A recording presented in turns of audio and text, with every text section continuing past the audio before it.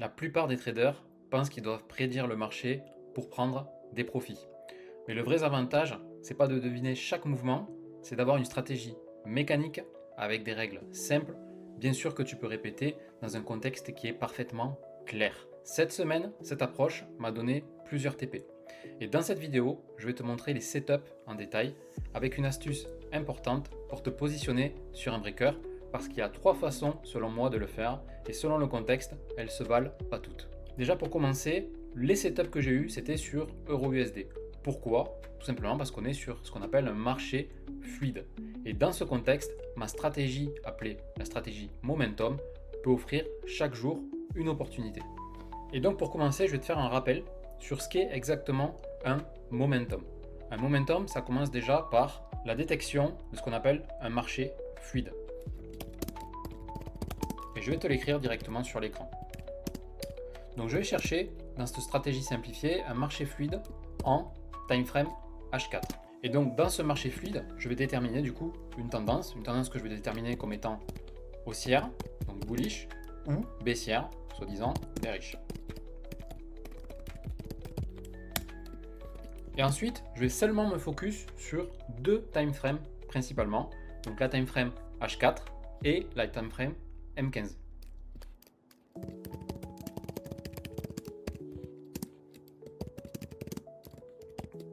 La timeframe du coup H4 elle sera plus pour le contexte global de marché, okay, donc marché fluide, support ou résistance, et la timeframe M15 elle sera uniquement pour la partie exécution. Donc ce que je vais faire, c'est que je vais tracer les FVG, donc ok, FVG sous-entendu Fair Value Gap, IFVG, donc les Inverted Fair Value Gap, les gaps tout simplement, les BPR, etc. Donc tout ce qui tourne autour du FVG, je le prends en compte et je trace du coup les FVG H4 uniquement du coup, dans le sens de mon biais que j'ai défini donc en étape 1.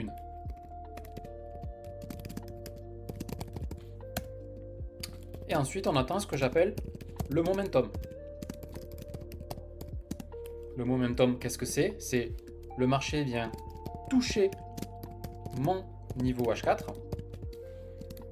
mais vient aussi liquider la session Asia, c'est-à-dire toucher le bas du range Asia si on est haussier ou le haut du range Asia si on est baissier.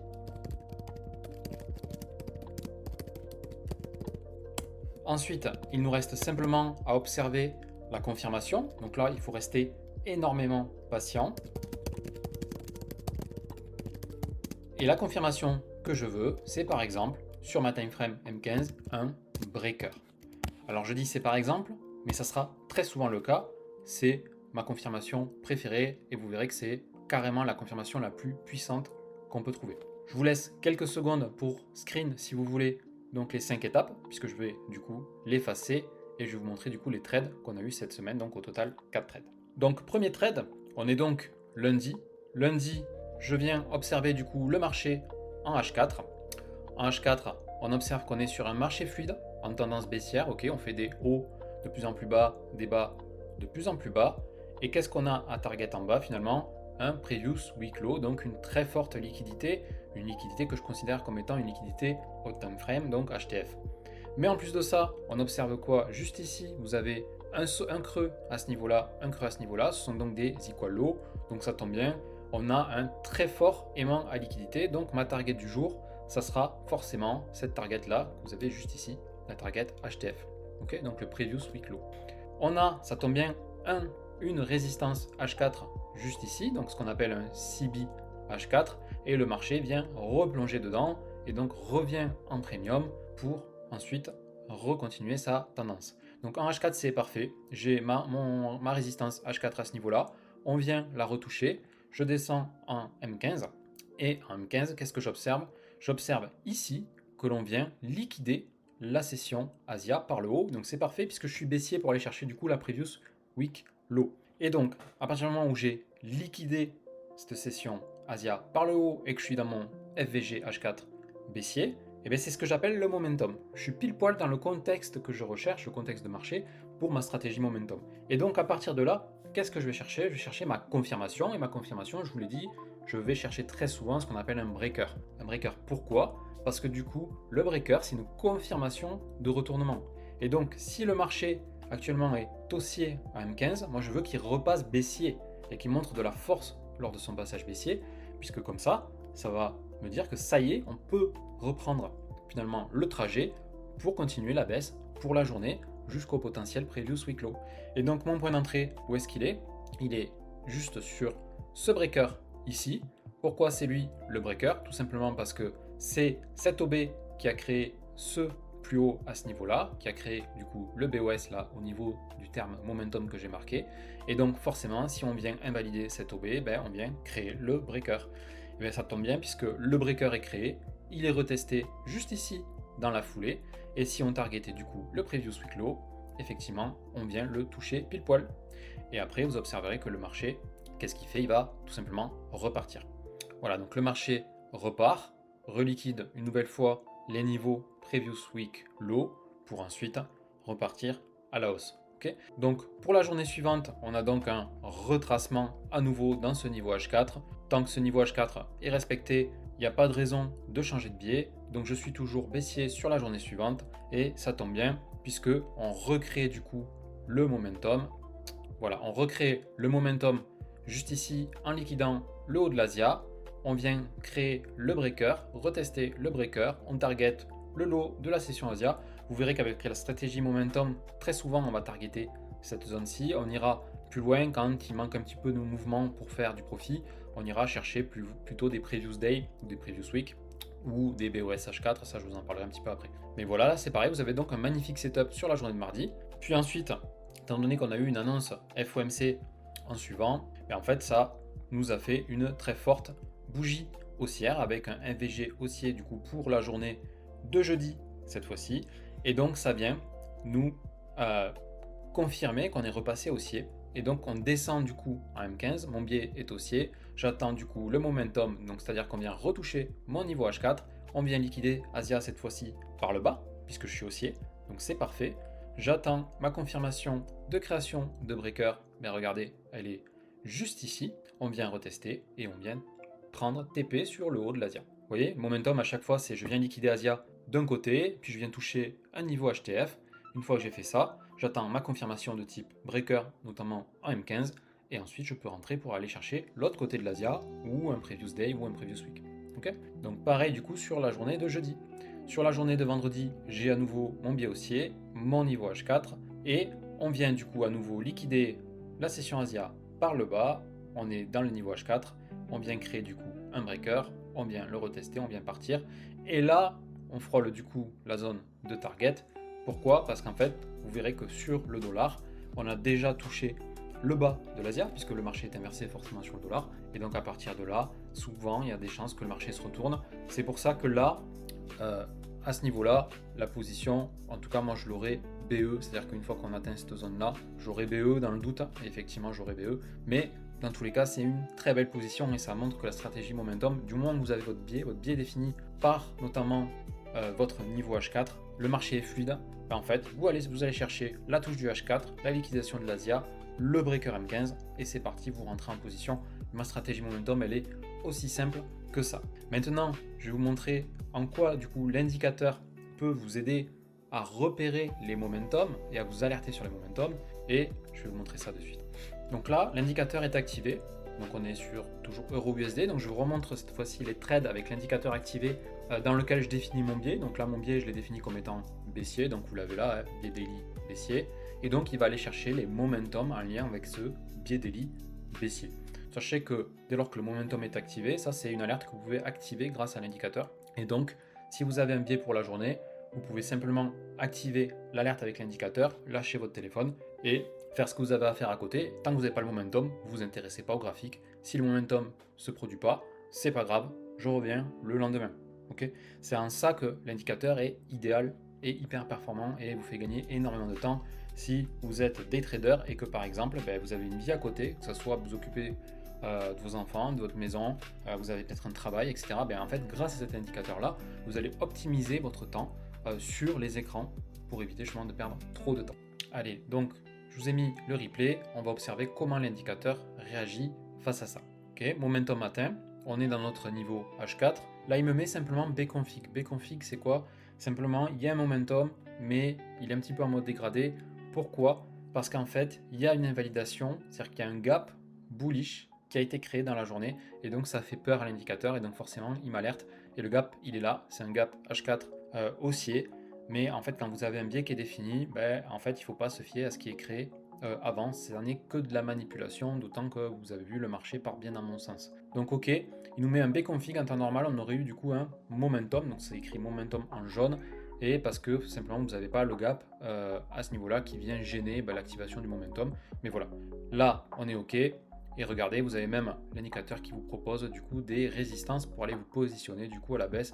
Donc il détecte les breakers, certains breakers qui sont évidents. Donc celui-ci, moi effectivement il est bon, celui-ci il est pas mal aussi. Donc pas de souci, si vous ne voyez pas les breakers, vous pouvez vous aider de l'indicateur pour pouvoir les prendre directement. Ok, on va avancer directement à la journée suivante. Et là vous allez observer du coup comment le momentum s'affiche sur le graphique. Donc là on n'avait rien sur cette journée-là. Et la prochaine c'est donc ici. Donc voilà, là on est sur la session Asia, on est toujours dans notre CBH4, et regardez, ici on est dans le CBH4, on vient juste de liquider Asia, donc c'est le temps que l'indicateur se mette à jour, il est à jour, momentum, ok, donc à partir du moment où il y a le momentum, on vient chercher du coup notre résistance, donc l'indicateur peut nous en fournir une éventuellement, mais sinon, voilà, vous prenez la résistance que vous trouvez pertinente, donc moi c'était ce breaker, vous voyez, là il affiche un niveau de résistance ici. Souvent, ça marche quand même très bien. Donc, si vous n'êtes pas à l'aise avec les breakers, prenez ce que vous propose l'indicateur et du coup, c'est OK. Voilà. Donc là, vous avez bien le A-config en doré, ça veut dire momentum. Donc, c'est le momentum officiel. Donc, c'est que ça fonctionne très bien. OK. Ensuite, on l'a vu, on est passé du coup en niveau, on est passé du coup en biais haussier. OK. Et donc, en biais haussier, j'avance directement. Tac. Donc là, on a la session Asia. Donc je rappelle, voilà, l'indicateur pour l'instant nous indique rien de spécial, on a un B-config parce qu'on est dans un niveau H4, donc il nous dit éventuellement tu peux rentrer, mais là il ne faut pas trop s'y fier. On avance du coup un petit peu, on a liquidé Asialo, on est dans le niveau H4, on a du coup notre momentum, c'est ok. Et donc maintenant on vient chercher notre confirmation. On a, vous voyez l'indicateur qui m'avertit que j'ai un OB que je peux utiliser ici, que j'ai mon breaker et c'est le même que j'ai tracé, que je peux utiliser ici, et c'est bien celui qui réagit et qui envoie directement vers le TP. Donc momentum, ok. On avance du coup un petit peu. Journée suivante, j'avais dit aussi qu'on était haussier. Donc toujours pareil, on va chercher à toucher le niveau H4, liquider Asialo, et ensuite on rentre en trade après la confirmation. Et bien pareil, on a notre momentum actif, ok. Et on va voir si l'indicateur nous propose des supports. L'indicateur nous proposait un OB ici au fond, qui vaut ce qu'il vaut, et il nous proposait ensuite des breakers un peu plus haut. Moi j'ai pris cette bougie là, elle me paraissait pertinente, donc c'est ok. Vous voyez? Donc voilà, l'indicateur affiche à chaque fois du coup la présence ou pas de momentum. Et maintenant je vais vous montrer autre chose. Si vous n'êtes pas à l'aise du coup avec la définition du biais, sachez que l'indicateur peut vous proposer automatiquement un biais, mais je conseille plutôt d'utiliser cette option quand vous êtes débutant, ok? Parce que si vous êtes capable d'analyser votre biais, ce sera toujours meilleur que ce que peut donner l'indicateur. Mais attention, l'indicateur est quand même capable de donner quelque chose d'assez pertinent. Donc là, je vous repasse le marché avec l'analyse du biais en automatique. Et donc là, déjà, vous voyez qu'on est bien baissier, exactement comme ce qu'on avait défini. Et en étant baissier, voilà, on a notre momentum en version dégradée, mais il existe. Ok, donc on avance. On va voir si l'indicateur nous donne une autre valeur. Donc là, on est toujours baissier. Ok, donc là, il nous dit qu'on est boule. Donc là, ça veut dire que ce trade-là, soit on le prend en mode boule, soit on le prend pas du tout. Mais si vous le prenez en mode boule, un peu compliqué, mais vous voyez, vous avez peut-être un mouvement là en fin de journée. On va voir. Ensuite, on avance. Donc là, l'indicateur me dit automatiquement, on est boule. C'est parfait. On a le momentum activé, on a le TP. On continue d'avancer. Ok, l'indicateur me dit, je suis boule. On a le momentum activé, puis on a le TP ou pas en fonction de comment on serait sorti sur ce trade là. Ok, donc vous voyez que l'indicateur, que vous soyez en biais manuel finalement, que vous soyez en biais automatique, sur cette semaine, il y a effectivement un trade qui ne serait peut-être pas passé comme prévu. Mais vous voyez déjà, il est quand même très pertinent. Maintenant, sachez que du coup, j'ai créé l'indicateur et ça permet quand même d'avoir des sacrées alertes qui sont hyper importantes dans le day trading. Mais si vous voulez gagner encore plus de temps, en fait, j'ai créé carrément une plateforme qui est utilisable sur téléphone ou sur PC, à vous de voir, qui s'appelle SMMS, donc le Smart Money Momentum Scanner. Et en fait, ce que fait l'indicateur là, c'est ce que fait exactement SMMS, mais sur plus de 30 actifs. Donc, le gain de temps, il est énorme, puisqu'en termes d'actifs, vous avez du coup le dollar, vous avez toutes les paires Forex, vous avez l'or, l'argent, vous avez les indices américains, et en fait, il va repérer directement les momentum pour vous en fonction du biais que vous allez définir. Et là où c'est canon, c'est que vous pouvez définir le biais, mais vous pouvez, si vous voulez, laisser l'indicateur définir le biais comme je vous l'ai montré là. Et donc, automatiquement, vous allez recevoir les momentum sans produire aucune analyse chaque jour. C'est-à-dire qu'en gros, vous laissez votre biais sur auto, c'est parfait. La plateforme va vous donner du coup les momentum, va vous donner aussi des confirmations de breaker à M5 automatiquement avec les alertes directement sur votre téléphone. Donc voilà. Donc ça vous permet quand même d'avoir un trading assez automatisé. Et si vous préférez avoir la main dessus et faire vos propres analyses, en fait vous allez vous-même définir votre biais, choisir ce que vous voulez faire. Si vous ne voulez pas de biais défini, vous mettez en non défini, que dans ce cas vous n'aurez pas d'alerte sur les groupes d'actifs ou les groupes de paires. Mais dans tous les cas, ça vous permet systématiquement, dès lors que vous avez mis auto, boule ou beer, d'avoir automatiquement les alertes sur votre téléphone à l'instant T. Et donc c'est canon puisqu'à chaque fois vous avez la liste avec tous les momentum. Donc là je peux pas vous le montrer puisqu'on est le week-end et donc tout est éteint. Mais je peux vous montrer rapidement du coup sur le Discord, sur ce que je partage. Et notamment, vous voyez cette semaine, j'ai montré du coup ce que renvoyait l'indicateur. Vous voyez là vous avez le dashboard au moment où tout est actif. Et du coup là on vous dit le dollar par exemple est baissier avec un taux à 75%. C'est-à-dire que si ce taux-là baisse trop, ça veut dire qu'on peut repasser en mode neutre ou pourquoi pas en mode haussier. Vous voyez, ça vous mettait que l'or était baissier, donc puisqu'on est en mode auto, ça vous mettait que les indices étaient baissiers, rien sur le BTC, en neutre du coup, donc en range tout simplement, etc. Vous voyez, à chaque fois vous avez la valeur du biais en automatique, mais vous n'êtes pas obligé d'utiliser le mode automatique, vous pouvez être en manuel si vous préférez avoir votre propre analyse. Puis bien entendu, à partir du moment où vous avez un momentum qui se déclenche, vous avez l'alerte qui apparaît sur l'application directement et ça marche plutôt bien et ça vous permet ensuite de rentrer directement en position pour aller chercher du take profit. Voilà un petit peu mon application. Donc vous avez une playlist momentum que vous pouvez directement observer dans mes vidéos YouTube, mais si jamais, sachez que vous pouvez rejoindre le Discord et je pourrai vous renseigner là-dessus.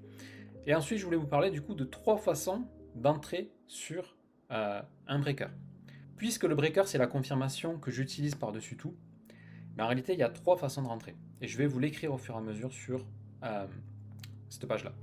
La première entrée sur un breaker, c'est faire une entrée au marché. Une entrée au marché, pourquoi? Par exemple, la bougie qui crée le breaker, donc elle va clôturer au-dessus de l'OB pour être invalidée, pour invalider l'OB. En fait, vous allez entrer au marché directement lorsque cette bougie est validée, et ça va vous permettre finalement de prendre le mouvement, même si au pire le breaker n'est pas retesté. Le petit inconvénient, c'est que vous allez perdre forcément un petit peu de RR parce que vous êtes au-dessus légèrement du breaker, mais par contre vous êtes sûr d'être en trade et c'est pas mal quand la bougie clôture juste au-dessus. Okay, je vais essayer de vous montrer un exemple de ce cas précis. Voilà, vous aviez par exemple ici, si par exemple votre breaker pour vous c'était ici, à ce niveau-là, vous voyez bien qu'il est créé grâce à cette bougie noire là. Hop, on va effacer ça. Il est créé grâce à cette bougie noire à ce moment-là, et vous voyez qu'il n'est pas retesté. Okay, si maintenant, dans le doute, vous voulez absolument prendre le trade sans être trop dans le FOMO, que la bougie n'est pas trop éloignée, là on commence à être limite, vous voyez, en fait vous pouvez rentrer directement à l'ouverture de la bougie suivante. Vous protégez, peu importe comme vous voulez, et vous allez chercher votre TP, mais du coup, vous entrez au marché juste après la création du breaker sans attendre le retest.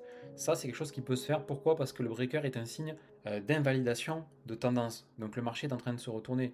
Donc qu'il soit retesté ou pas, c'est déjà le cas, il est en train de se retourner. Vous voyez ce que je veux dire?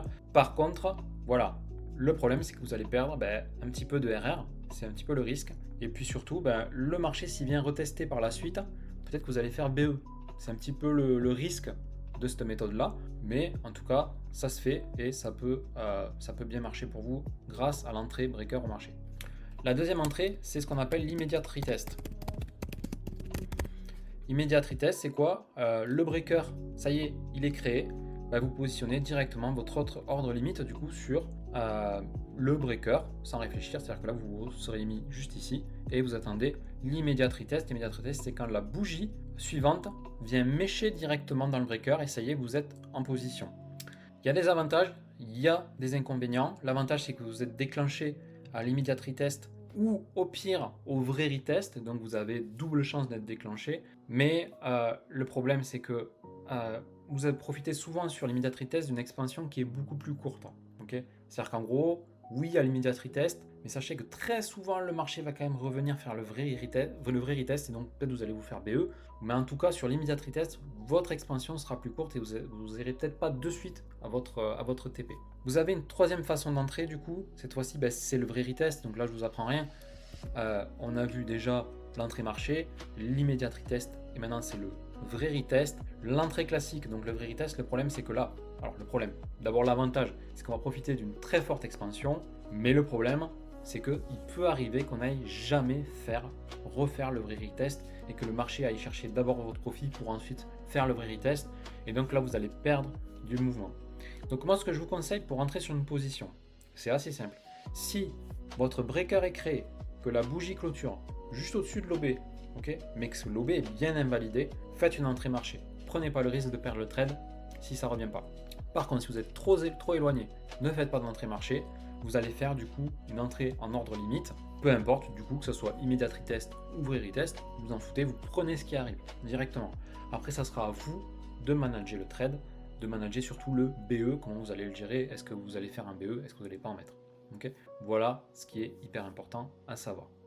J'espère que cette vidéo vous aura aidé à comprendre du coup comment on peut trader en intraday grâce à une méthode, grâce à une stratégie notamment que j'appelle la stratégie Momentum, comment mon indicateur peut vous accompagner à appliquer cette stratégie, et même pour aller plus loin, comment le Smart Money Momentum Scanner peut vous accompagner pour être en alerte sur l'ensemble des actifs que vous préférez, pour vous donner du coup des opportunités d'entrer en position et même jusqu'à vous donner des confirmations. Voilà. Sachez en tout cas que tout ça c'est quelque chose que je propose. Si vous voulez avoir plus d'infos sur cette méthodologie, n'hésitez pas à rejoindre mon Discord, le lien est dans la description. Je vous dis à très bientôt.